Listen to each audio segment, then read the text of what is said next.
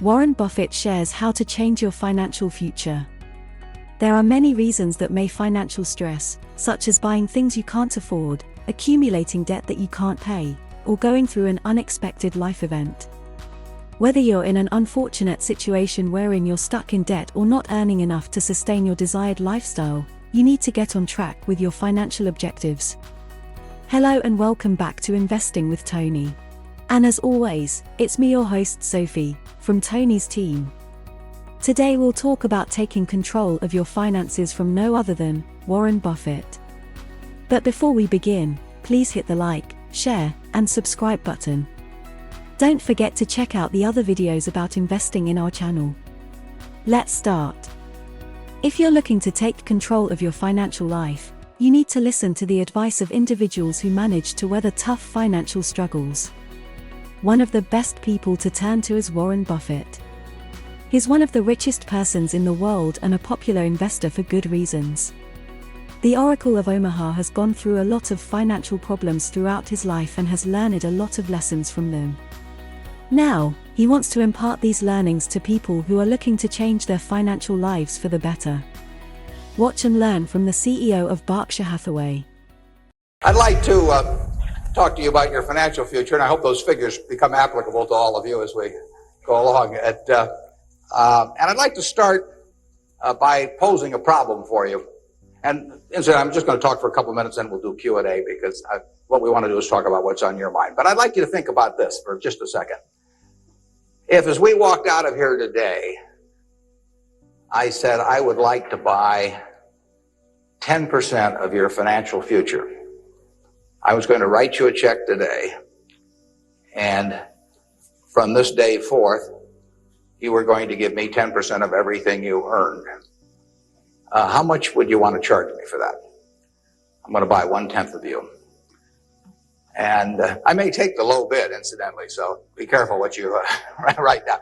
Well, I think if you thought about that a little while, you can contemplate that for a few minutes. You know, you're going to get a check from me today, and you can do anything you want with the money, but from this day forth, you have to give me 10% of what you earn.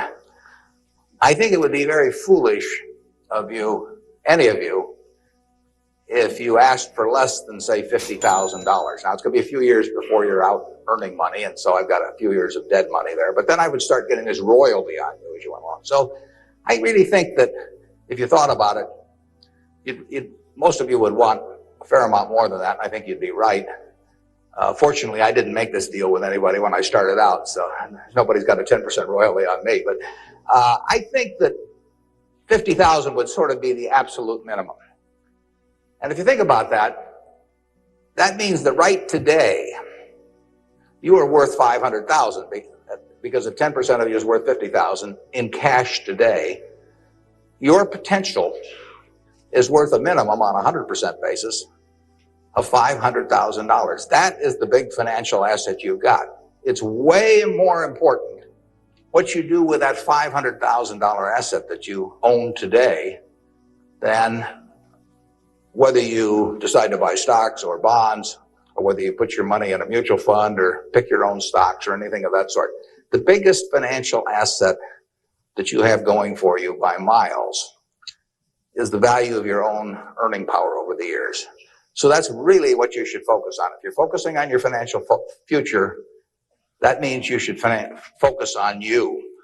Because whether your 10% is worth 50,000 or 100,000 or 300,000, which would be 500,000 or 1 million or 3 million for all of you, whether it turns out to be one or the other is really dependent in a very large part on what you do in the next few years. All of you in this room have the brains to do extremely well in life. You've all got the energy to do extremely well in life. And then the question is, how do you apply it? If you've got a 200 horsepower motor, you get 200 horsepower out of it, you get your full potential, or do you get 100 horsepower or 50 horsepower?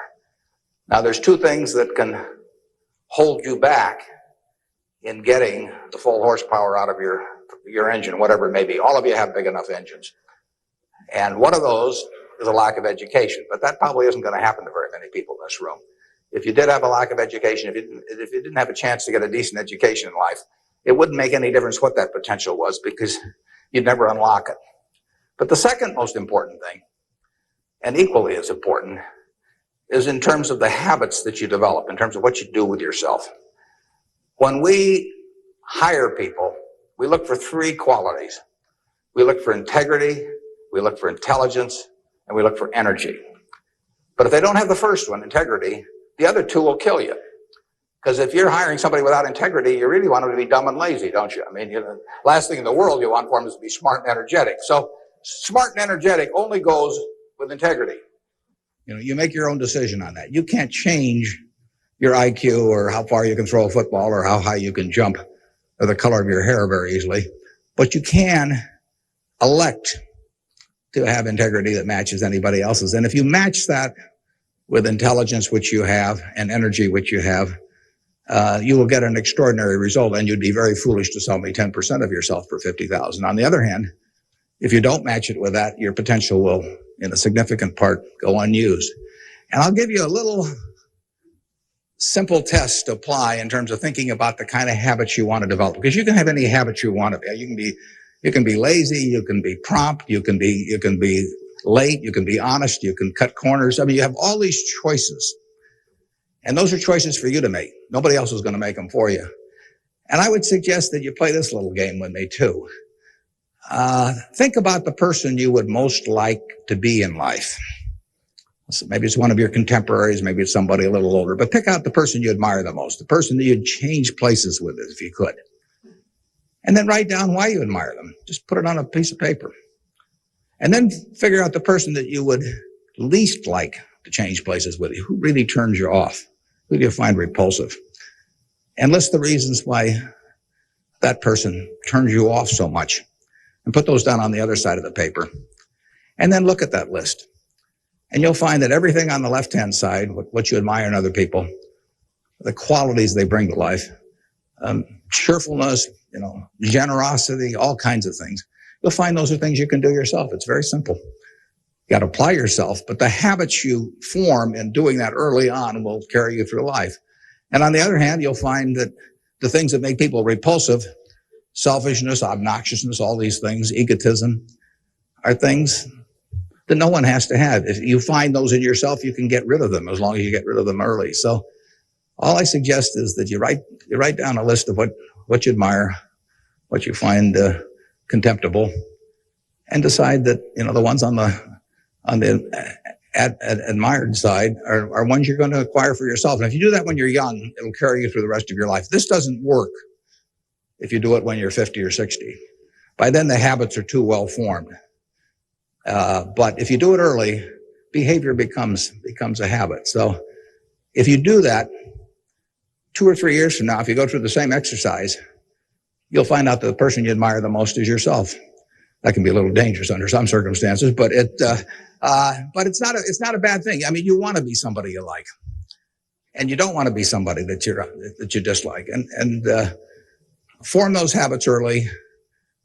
You basically can't miss. Now, I'll give you one other small piece of advice that's just a corollary on this, and then we'll get to your questions. And that is, as a general matter, as a one piece of specific financial advice, I would say, avoid credit cards. Just forget about them. We're in various businesses that issue credit cards. The American public loves credit cards. But if you start revolving debt on credit cards, you're going to be paying 18 or 20%. And you can't make progress in your financial life going around borrowing money at 18 or 20%.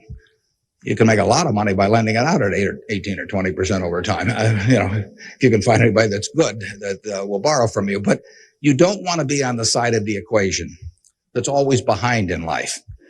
I was lucky. I'd saved about $10,000 by the time I got out of school. That $10,000 was really worth millions I might have earned later on, because after you get a family and everything, the expenses roll in. But those were my tools to work with, but it was only because I was ahead of the game. If you're behind the game by $10,000 at some point and paying 18 or 20% interest on it, you will never, you'll never get out of it. So the trick, I've got a partner that says, all I want to know is where I'm going to die, so I'll never go there, and that's true in financial matters as well. You want to figure out where you don't want to be, ahead of time and avoid that. And I get about a dozen letters a day from people who are having terrible problems. And there are two reasons why they have terrible problems. One is a number of them have had health problems of some sort. I mean, they have really been hit by some, or somebody in their family has been hit by some kind of catastrophic illness. And that is it's a terrible thing to happen to any family. And they run up bills they can't pay. And really only society can solve that one, in terms of protecting people against that. That's just plain bad luck. But the other one is from people who run up credit card debt and, they're facing bankruptcy, or they've been through bankruptcy once before, and they owe a whole bunch of money, and they can't even pay the interest, let alone pay any principal. And half of my letters come from people like that, and that problem is avoidable. Catastrophic illness is not, but credit card debt is something you bring on yourself, and it's way better. It's way easier to stay out of trouble than to get out of trouble financially.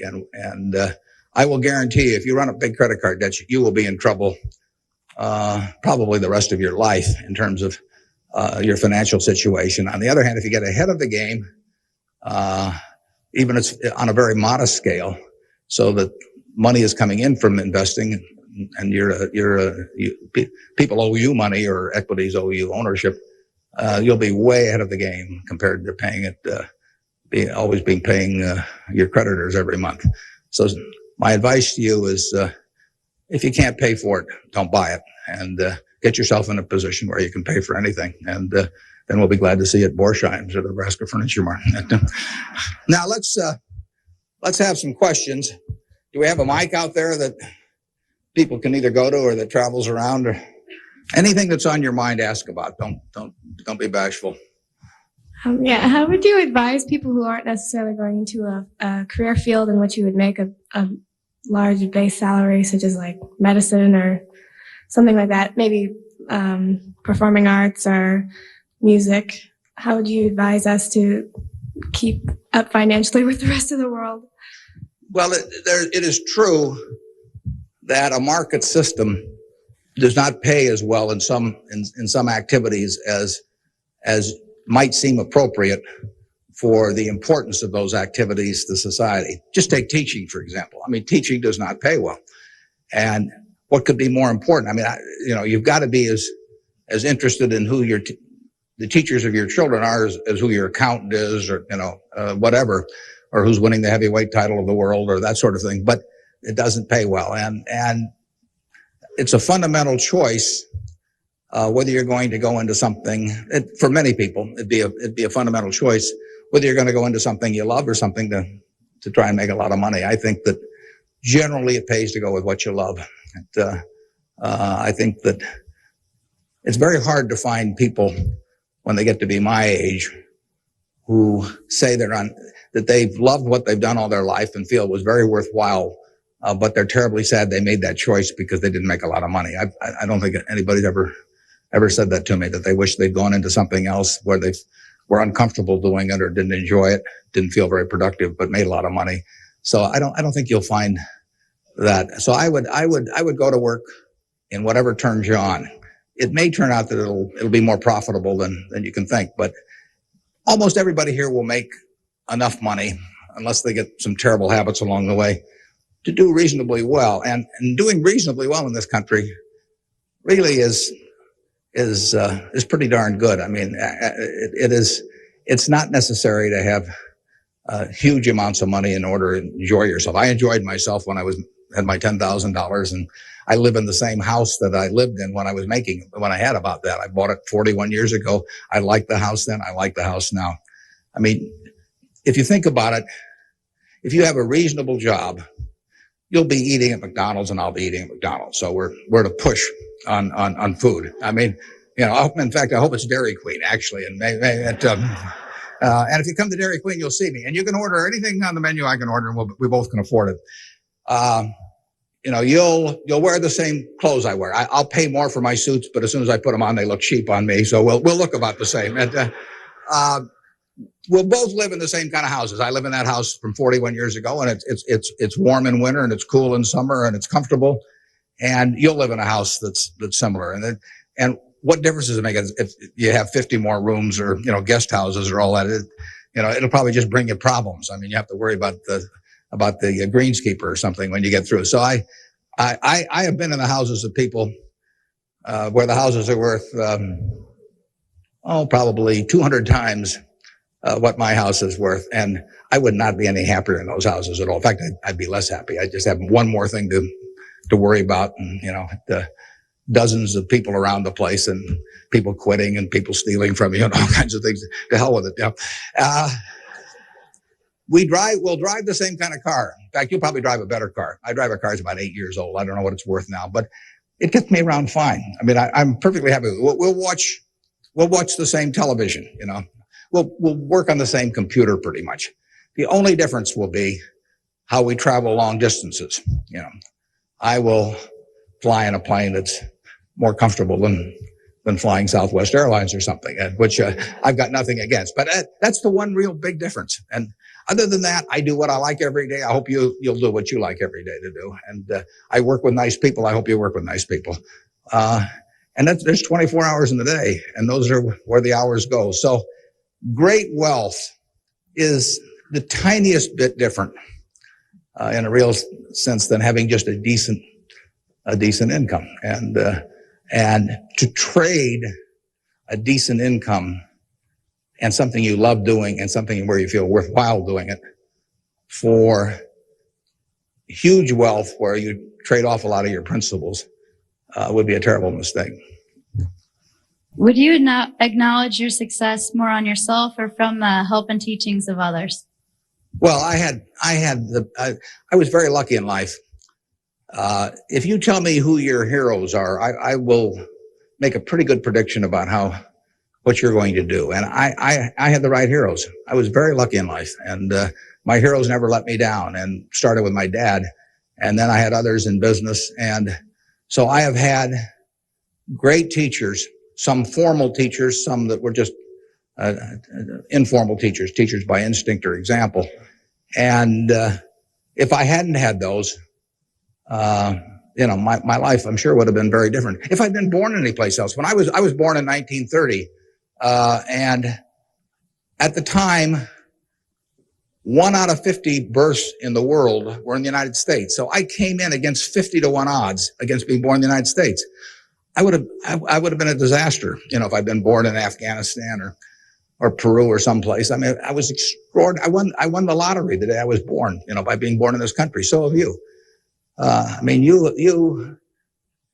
The odds were probably 40-1 against you being born in this country, and it were 5 times more likely to have been born in China, or 6 times, or 4 or 5 times more likely to have been born in India or some other place where it would not have been as easy to exploit the full potential of your talent. So we've all won the lottery in that respect, and that's just plain luck. I mean, and I was lucky to be born at this time. I mean, capital allocation is something that pays off extremely well in this society now, but it doesn't pay off in other societies, and it didn't pay off, many years ago. My friend Bill Gates says that if I been born a few thousand years ago, I'd have been some animal's lunch. I can't run very fast, and I can't climb trees, and I just happen. Those are talents.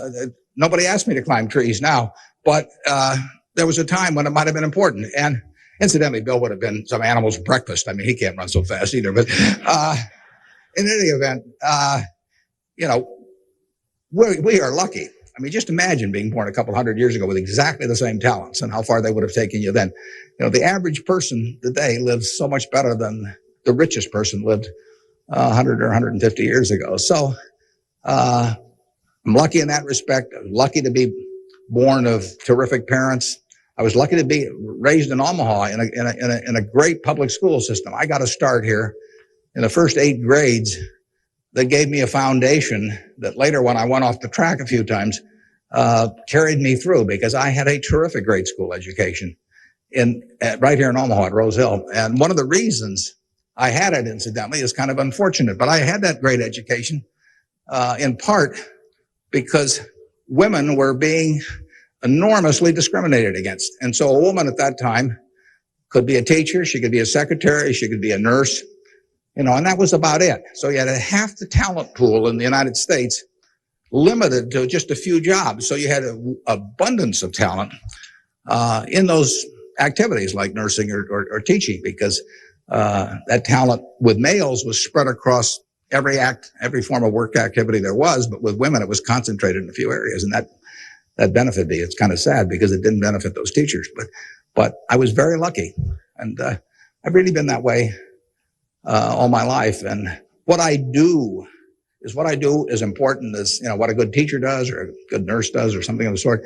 I think that's quite questionable. It pays off enormously well in a market economy like the United States. But that's an accident. It didn't have anything to do with any innate ability of mine. Mr. Buffett, technology has been a great factor in stimulating the world economy.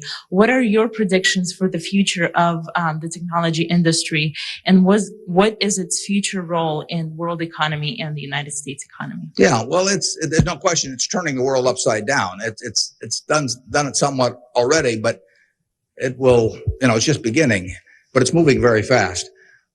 I met Gates on July 15th, 1991. I was out there for a 4th of July celebration with a friend and who subsequently died, Meg Greenfield of the Washington Post, and she took us down to visit the Gates family. And he tried to educate me about high tech, and he'd had better luck with chimpanzees. I mean, I was really a disaster, but he's a good teacher. But one thing he told me was that at the time, he said, you've got this model in your head of the world, and your model has time and distance as very limiting factors. And he said, they aren't limiting factors anymore. He said, the cost of talking to somebody around the world or getting your message in front of somebody or publishing, he said, it's going to be zero, or so close to zero it doesn't make any difference. And, that was revolutionary.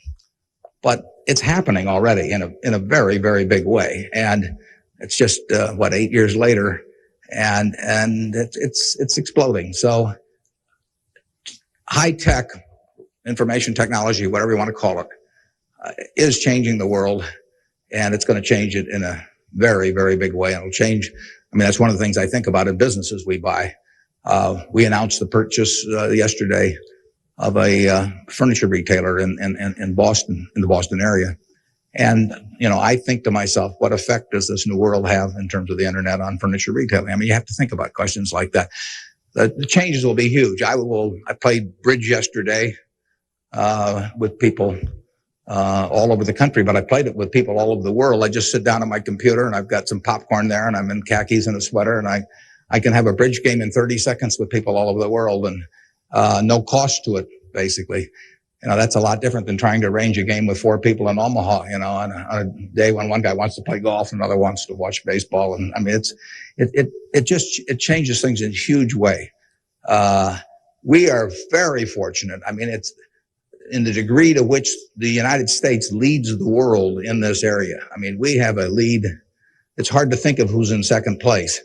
And 15 or so years ago, this country had an inferiority complex. It'd be hard for you to remember because you weren't old enough to be around then. But in the early 80s, we were wondering whether the Germans and the Japanese were going to own everything, and that they were going to make all the steel and they were going to make all the cars and everything else, and the television sets, and we were going to flip hamburgers. That was the standard line. And just imagine in a short period like 15 years how that's changed around.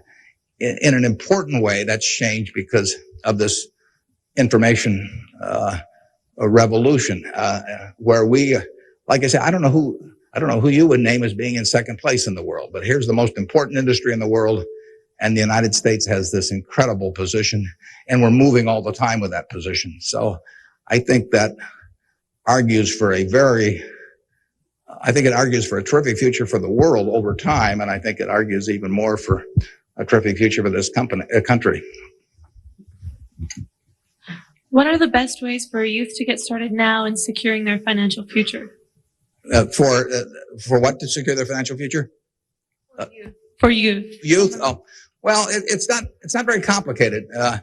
It goes back to getting full use out of your own talents first.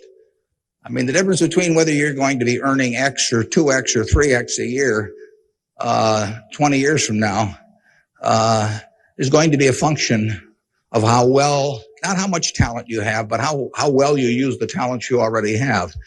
And so that is your best financial future is your own ability and your a capacity to use those abilities to their potential.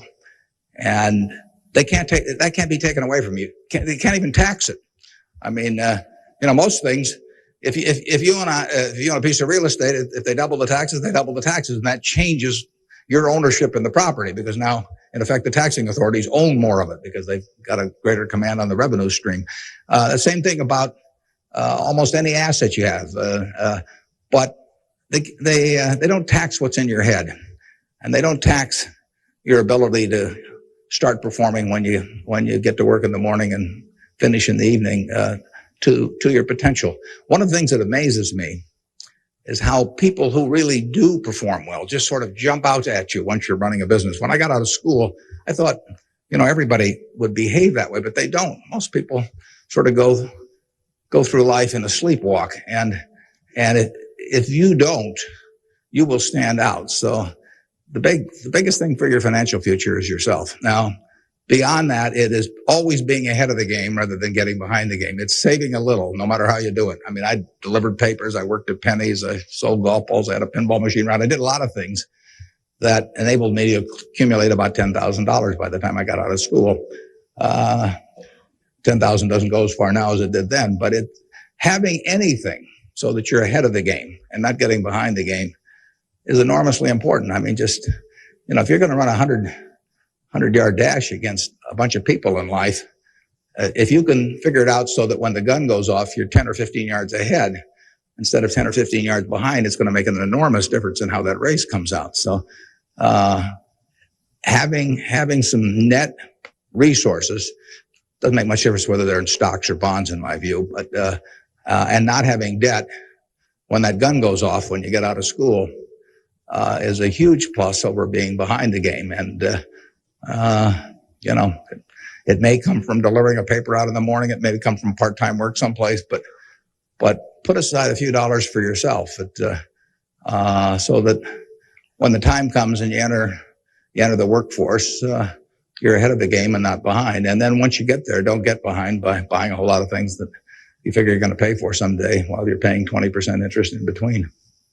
I was wondering, with the increasing costs of education today, what can students do to deal with their debts once they're out of college? Well, that's a tough one. I mean, I guess I'd pay it off as fast as I could, and I would incur as little debt as possible before that time came. And I would say this, in my experience in business, there is very little difference, if any, between a very high-priced business education and what's available for a lot less money. So I went to the University of Nebraska at Lincoln my last year in college. I went to Wharton for a couple of years before that. I learned just as much at the University of Nebraska as I did at Wharton. And there's nothing against Wharton. I mean, it's just we had a very good school here. I had some terrific professors at Lincoln. And so I would not assume that if I was paying a few $1,000s for an education here in the state, for example, versus paying huge amounts elsewhere, that it was going to make a lot of difference. A lot of the education, you need to be prodded in the right direction, but an awful lot of it is self-taught. I mean, Andrew Carnegie did a wonderful thing in this country in terms of libraries, and I used to spend a lot of time at libraries. I even got locked in at the University of Omaha, what was then the University of Omaha, and I couldn't get out for hours. And one night I got so entranced with what I was reading, but there's all kinds of information available now with the internet. It's so much, easier than it was then. So, it's out there to be taken, and it isn't necessary to pay $30,000 or $35,000 a year to go to some big name school to get the education at all. I mean, if you're going to learn accounting, which is probably the most important course you'd take in business, if you're going to learn accounting, you can learn accounting absolutely as well, in my view, going to UNO as going to Harvard. I mean, I see, I'd bet on that. And I wouldn't run up huge bills in terms of getting a business education. Now, if you're going to get a medical education, I mean, there's certain professions where there may not be any way around spending a fair amount of money and getting in debt to some degree. You've got to make that decision yourself, but I'd certainly try to minimize it. And I would have it figured out how I would handle that debt in, say, a 5-year period after I got out of school, or I would think twice about incurring it. What advice would you have for a forming nonprofit organization? For forming a nonprofit organization? Well, I've always tried to avoid forming nonprofit organizations. Well, that would depend entirely on what I wanted to accomplish. I mean, it'd be one thing if it was a hospital. It could be another thing. There's so many types of it. So you've got to get people that are experienced and involved in an entity like that. And but it depends so much on the objective you're working at. I understand that you're very civically involved, and I was wondering how important of a quality you think that is for an individual in life and why. Yeah, well, I wouldn't say that I am that. I mean, I do certain civic things. I think your model as a citizen, for example, in Omaha would be Walter Scott. I mean, he is far more civically involved than I am, and incidentally, his predecessor, Peter Kiewit, was too, but Walter's carried it to new heights. So I don't want to take on any mantle for that myself. I do some things. One of the problems I have is I love what I do so much that it sort of takes over. I mean, I'm like a guy that likes to play a lot of golf or something, except I like the business I'm in. But I've got a family that participates very actively. Some of my children work on almost anything that comes along in the civic area. And, in the end, people do what they want to do to quite a degree. And I think I've never talked to anybody that enjoyed working in civic activities that didn't feel where it was very worthwhile after they've done it. I mean, they've built something, and participating in building something is always a lot of fun. And actually you can have a good time. We have this golf tournament, for example, in September, and we raised some money for civic things, but everybody has a good time. So nobody's paying any price by doing it. I'm having a good time. The people who come are having a good time. And we get to show Omaha off to people. But you should be enjoying things you go along, and you will if you work in civic activities that interest you. And you can do the same thing in politics. I mean, if you find political ideas or politicians who particularly you identify with, you can get a lot of self-satisfaction out of working, and you're doing something worthwhile. So I just follow your instincts on that. That'd be my recommendation. I have a question. What do you see as the biggest economic problem facing the youth of today going into the future? Yeah, I don't think that you're going to have enormous economic problems. I think you will live in a society where the average person lives better by a significant margin than the average one of a generation earlier or 2 generations earlier. That's been the history of this country. It's a marvelous country that way. I mean, when you think of it, we have 4.5% of the world's population, and what's been accomplished here is incredible. 53% of the value of corporations that are publicly traded in the world exists in the United States with 4.5% of the population. This country always has done well. They say in stocks that you should buy stock in a business that's so good that even an idiot can run it, because sooner or later one will. And that's not terrible advice. Well, that seems to have been sort of the history of this country from time to time. I mean, we've had all these problems that have come along. If you look back on the last 100 years and list all the problems this country's run into, you can make a very long list. And a lot of people who focused on those problems at the time have missed the bigger picture. And the bigger picture is that every generation lives better than the one before it. And that's because of savings, because savings enable people to create new tools to do better things as they go along. And it's also due to an environment that lets people realize their potential to a greater degree than most other environments in the world. It's far from perfect. I mean, it's sad how far it is from perfect, but it is better than anything else around. I mean, in this country, you don't have some commissar or something running a big business in this country. You've got a guy like Jack Welch, and a fellow like Jack Welch makes a difference of night and day in terms of the productivity of that business over a period of decades. And productivity is what causes the standard of living to rise. So a system that throws up the Jack Welches of the world to run businesses is going to have an enormous advantage over a society that does it by heredity or that does it by government edict. And we're closer to that society that I've described than any other country. And it's led to great things, and it will continue to lead to great things. So I think you've got the best future. You don't face a war, and you've got a better future in terms of achieving material rewards than any generation in history. So I wish I could trade you places. I was wondering if you could speak for Mr. Gates, were afraid of the impact on Y2K on the economy, or specifically the stock market. Yeah, well, I'm glad you gave me a chance to bring in other people, because I'm the last guy in the world understanding about Y2K. I don't know why this microphone's working. I don't know, why lights go on. Or I flip on the switch of my television set and pray. I mean, it's all beyond me. But I would say this: the smartest people I know in that area, in large part, think it's going to be a non-event in this country. I can't speak for the rest of the world, but so I think you'll wake up on January 1st and find the world hasn't changed from December 31st. Now, I would say this: you might get a whole bunch of friends to write you checks for $1 billion on December 31st and then deposit them, and who knows what'll happen? You can't lose anything. I mean, all they do is bounce, and if the system gets fouled up, you might find a lot of money in your account. But I wouldn't count on it. We own a company called Executive Jet. We have about 1,400 or 1,500 customers who own pieces of airplanes with us, and we've got 160 of their planes and some of our own flying around. It'll be very interesting to me to see what the advance. People let us know ahead of time when they want to use it. It'll be very interesting to see how many sign up for January 1st at 12:01. But it wouldn't bother me to fly them in the least on January 1st, or do anything else on January 1st. Ideally, I hope they're getting prepared to watch the Huskers play in the big game. And I was wondering, how do you decide what you invest your time and money in?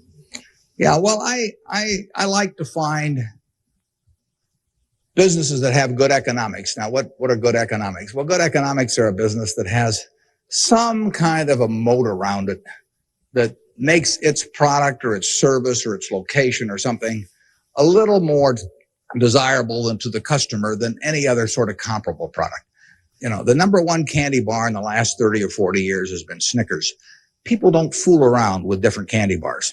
They fool around with different length dresses. They fool around, with all kinds of things, but they don't fool around with candy bars because they figure, they're going to go in and lay out 50 cents or whatever it is and put it in their mouth. And they're not going to, for 50 cents and putting it in your mouth, I mean, you're not going to say, I'll lay out 45 cents and put something else in my mouth. So you find that very stable. And we like businesses that we think we can figure out where they're going to be in 10 or 15 years.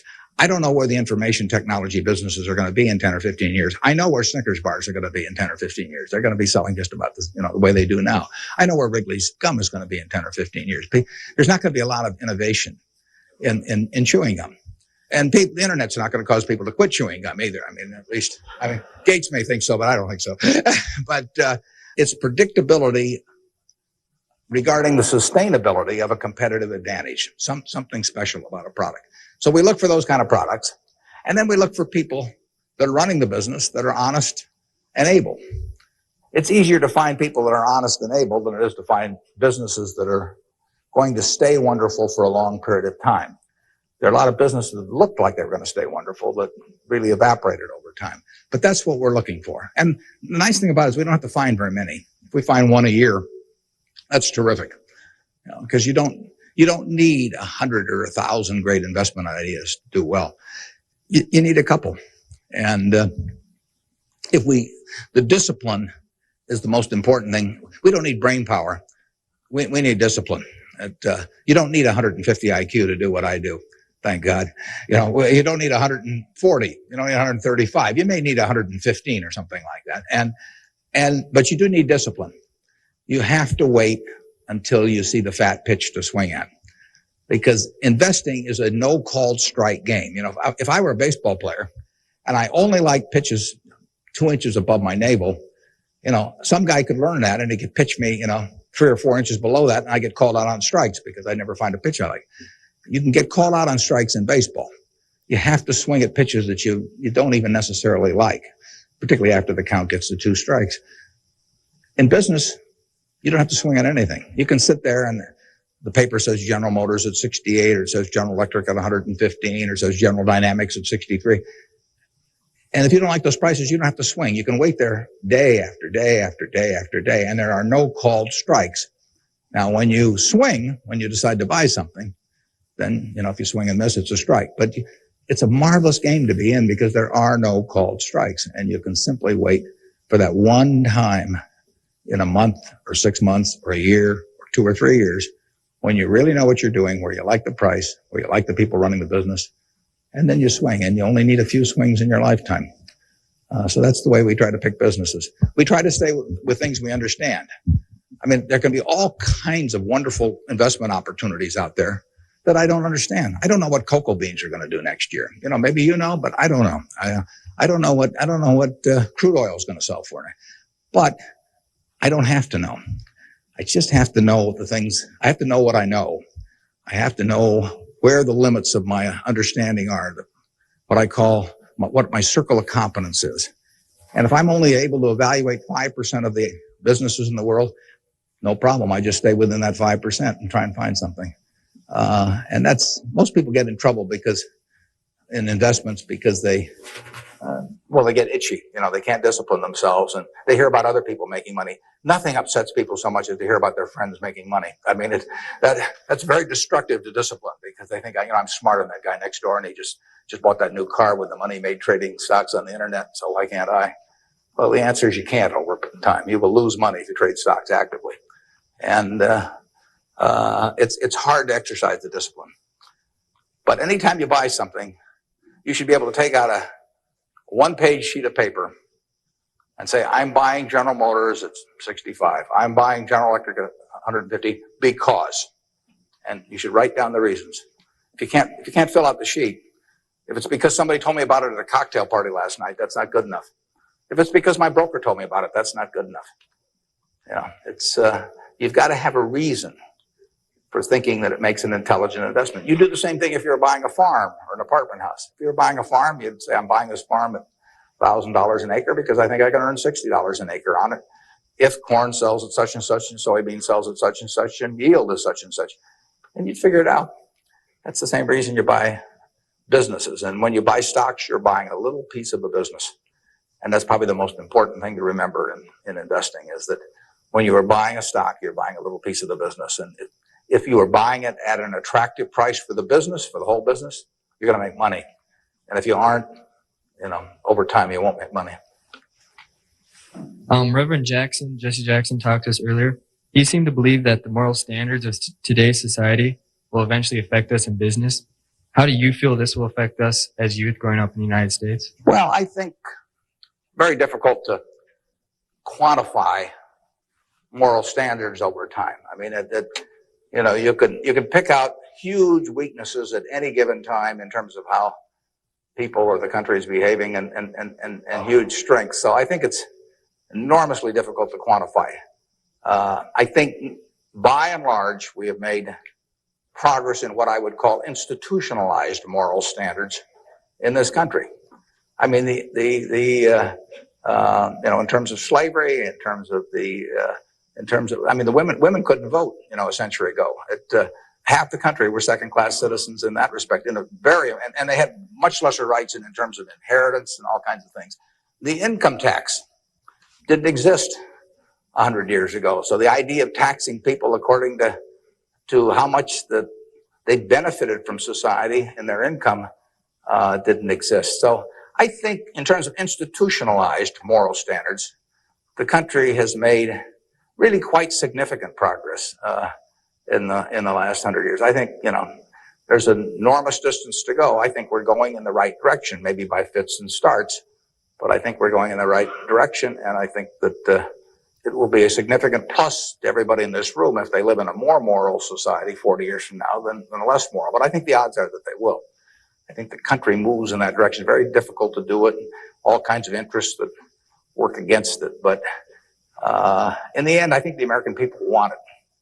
And you saw it in civil rights. I mean, it took television to dramatize what was going on, and people that weren't near it preferred not to think about it. But it got through to the conscience of the American people. And a lot of progress has been made there, and there's a lot left to be made, but it's better than it was. And the pace may seem very slow to those people involved, and I can understand that. The pace, for women's suffrage, I mean, that went for decades and decades and decades. Women couldn't be on a jury.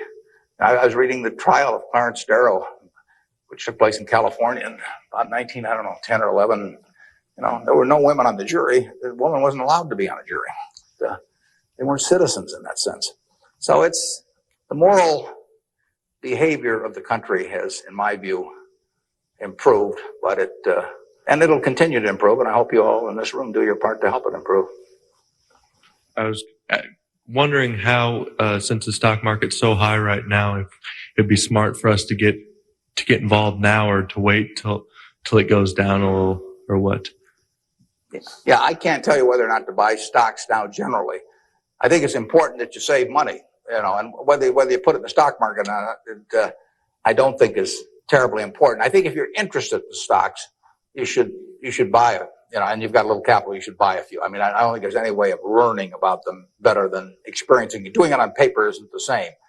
I can guarantee you, if you lose money on paper or lose real money, it's a different experience. And I think you'll learn more about yourself if you do it that way. I bought my first stock when I was 11. I was at Rose Hill at the time, and I bought 3 shares of City Service Preferred at 38, and it went down to 27, which is something I still remember, even though I was 11 at the time. And then it went up to 40, and I sold it. I made $5 on my 3 shares after commissions, and then it went to 200 and something. So, I probably remember that a little better than if I'd been doing it on paper.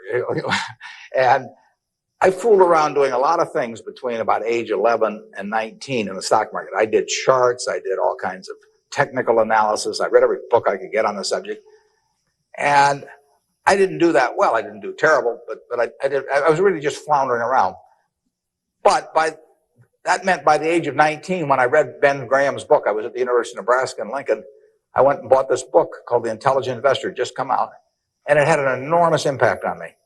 Now, if I hadn't done, in the previous 8 years, if I hadn't been all over the lot, I'm not so sure that book would have had the same impact on me. I mean, by that time, I was prepared to read Ben Graham's book, which changed my life financially in an incredible way. I mean, I wouldn't be up here today if I had read that book. But yeah, part of life is getting prepared so that when something does happen that's significant, you can grasp the significance of it and know what to do with it. And I would say that first 8 years of fooling around, even though it produced nothing financially to speak of, produced a lot in terms of getting my mind prepared for when I really did read something that made sense. So I was ready to accept it. And I actually went back and went to Columbia to study under Graham, and because of reading that book, and all kinds of things flowed out of it. So I would encourage you, if you're interested in the field, to do a few things. I'd still try and make it as intelligent as possible. I would try to stick with businesses I thought I understood. I'd still get out that sheet of paper and I'd write, I'm doing this because, and just test my reasoning. And then I go back and read it a year later and see whether what you thought would be true turned out to be true. So I would always check myself. I believe in grading myself on everything. Doctors have postmortems, and they do it because they learn from postmortems. In business, people don't like to do postmortems, building plants or buying companies, and they never want 2 years later to run a check on how that decision turned out, because it can be unpleasant. But you learn from postmortems, and you don't want to learn. It's way better to learn from other people's mistakes than your own, but you got to learn from a few of your own too. And the time to do it is when you're young. My question is, to what extent do you feel that the government, with the current policies of welfare and Social Security, is it financially competent and fiscally prepared for the future? Well, I think that the country as a whole is quite well prepared for the future. That doesn't mean I would adopt every policy they have, but I think we have an enormously rich society, and it'll get richer. Everyone isn't going to participate in that. Some won't participate because of physical disabilities, others because of mental disabilities, others because of shortcomings in the education they received when they were growing up, all kinds of reasons.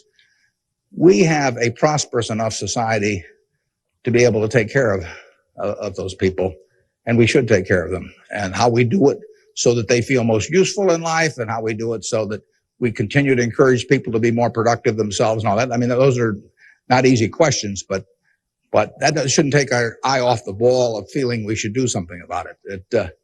I pose this problem sometimes to people. I say, let's assume that it's 24 hours before you're born. And all of you can take this test, 24 hours before you're born. And a genie comes to you.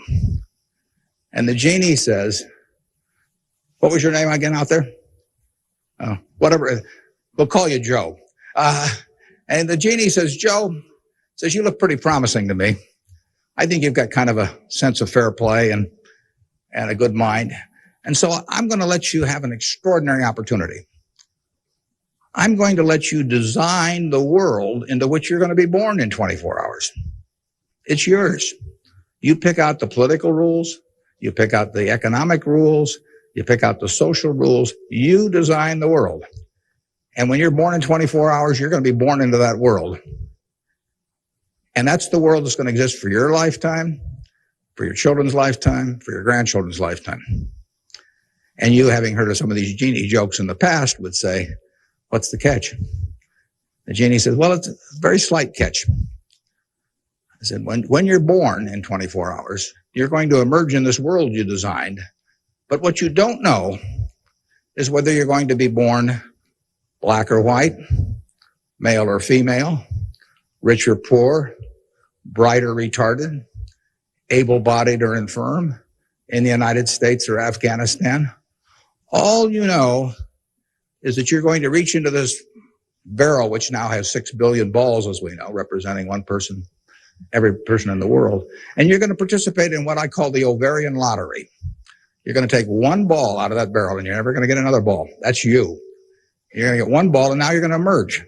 Now, what kind of rules do you want to have for that society, not knowing which ball you're going to get? Now, that I put to you is the way I think people should think about social policy. And if you're lucky enough to be born in this country, you've won the lottery already. But we should have a system, in my view, that encourages the Jack Welches and the Bill Gateses and all of that to work far beyond the time when it has any economic significance to them. We want people commanding those resources who are extremely able at commanding them. That's how the standard of living moves forward. So we should want Tom Osborne coaching in Nebraska. We should want Bill Gates designing software, and we don't want to mix up those two. We don't want to get Bill coaching in Nebraska. So you want a system that gets people to their potential and puts them in the position where they can do the most good for society. But you also want a system for the people who get the wrong ball. I mean, somebody's going to get the ball, that says 80 IQ. Somebody's going to get the ball that says this disease or that disease early in life that cripples them. And we've got a rich enough society that we can take care of those people. And I think that, to get back to your question, I think that this society will move more and more in that direction. It has the capability of moving more and more in that direction as our resources and our output increases. And I think that it has the will to do that in a general way, although, like I say, there have always been lots of fits and starts. So there is no shortage in the United States of resources. There's no shortage of output. You have to have a system that encourages people to behave to the limit of their abilities and puts them in the right place. But then you have to make sure that everybody gets taken care of, too. And I wanted to know how you think the media affects the world economically today. Well, it's a small question. Well, what it obviously does, simply because it's moved so far technologically, is it's brought it together in a big way. I mean, I was over in China a few years ago, and I was right after the time of the women's conference in Beijing, and I was reading the Chinese coverage of that conference. And of course, it had nothing to do with what was taking place, but the internet was coming in. And you can access the Washington Post or the New York Times or anything. I get the Washington Post at 9:30 here at night. In effect, I never could get it the next day through physical delivery, but by electronic delivery, I can read it, probably earlier than most of the people in Washington are reading it. So the ability to communicate and the degree to which the world can have awareness of what's going on every place in the world is just, it's been a quantum leap. And, that will have, there are a lot of things that come out of that. And, net, they're a plus over time, but the ability of information to be available to everyone worldwide almost instantaneously, it can be huge advances in things like medicine, for example, just to pick one. So it's a net plus. It has a big effect, and the definition of media has now been expanded enormously. I mean, there were 3 television networks in the early 1960s, and that was it. There were 3 highways information traveled electronically. And if the 3 pieces of information were I Love Lucy, and something else and something else, those were the 3 choices of information or entertainment that you had for tens and tens of millions of people sitting there looking at a tube. Now it's unlimited, and that's only, 3 or so decades. So it's just exploded, and it'll continue to explode. And net, I think it's a plus. And I think it's 1:00. I want to thank you all. I wish you well. You're going to do terrific. Thanks. Taking control of your financial future means learning how to spend your money wisely and having little to no debt, if possible. We hope this video has helped you realize what you need to do to achieve financial stability and independence. Please share this video if you found it relevant and useful. Don't forget to hit the like and subscribe button for more videos about investing. Also, we love to hear from you, so drop your comments below.